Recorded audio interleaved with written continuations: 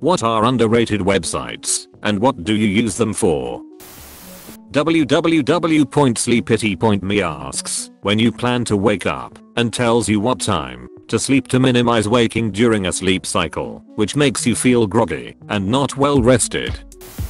Nanite.com allows you to pick and choose from a large essay of commonly used programs like Steam, WinRAR, and random other things you want while setting up a computer. The awesome part is that once you've selected all the programs you would like, it will simply install them all with no ads, no cost, no boxes, nothing. You get one executable, and it installs everything you checked without any of the hassle of going through each program's hoops. Edit. I've been told you can also keep the same exe file to update the programs when needed. Saves a lot of hassle. Also, I appreciate the awesome comments. I'm glad there are others who know of this, and even some others. If you're in algebra, or any math with graphing, Desmos.com is amazing for graphing. Naturalreaders.com. It's basically a text-to-speech site that lets you copy and paste passages into a text box, and then the computer will read it back to you. I use this when I need to type out papers, short stories, or any other lengthy piece of writing as a way of proof, or it's nice to use this way because then you can hear your errors read aloud. Drive.com. This site has a pretty cool collection of free ebooks without registering. 10-minute email. No need to use my own email to read a random website. I made a Reddit account using these emails, account still working fine. If someone created a website with links to these websites, that would be the best website. Outline.com. It allows you to read the text on websites without seeing their ads. Flightradar24.com. Tracking of airplane movements over the world. Sometimes I even look myself up when I'm on an airplane. Map.com. Calculating distances between airports on the Great Circle. Has some other neat features too. Stellariumweb.org. Kinda like Google Earth for the sky, planets, and stars. Love that tool. Anasark.com. German website to log CNANIM.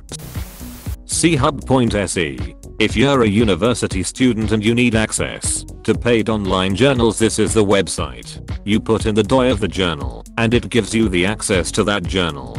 Good website, really helpful for my studies. Jethuman.com. A place where the internet will find you a phone number to call to get a human for customer S. If they can't find one, they will wait in the hold queue for you. Runpee.com. It tells you the best time for a bathroom break and gives a brief description of what you would miss. Wolframalpha.com. I sometimes use it math calculations.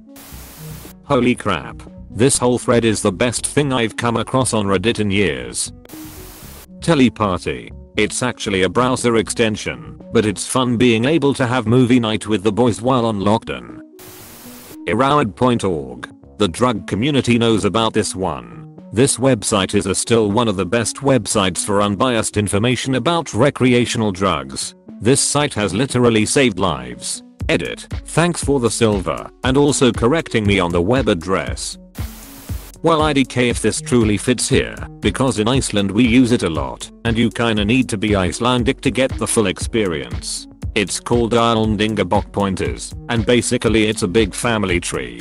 Iceland can see who their ancestors are and who you are related to because we kept such good trace that we can see who our ancestors are all the way to back when we hadn't found Iceland. It's very fun to see how closely related you are to your friends. Oh, and many also check it before hookups just to make sure that you aren't doing incest XD. If you are 5 generations apart, you are fine. We don't see that as your relative. I'm very lucky that I'm 8 and 9 generations apart from my GF. Then again, it wouldn't matter as much since we are both girls. Most of my friends are 7 generations away from me. Oh, and one thing I discovered with this is that I have a famous ancestor. She was famous for being kidnapped by pirates and turned into a slave, but then she was able to get back home.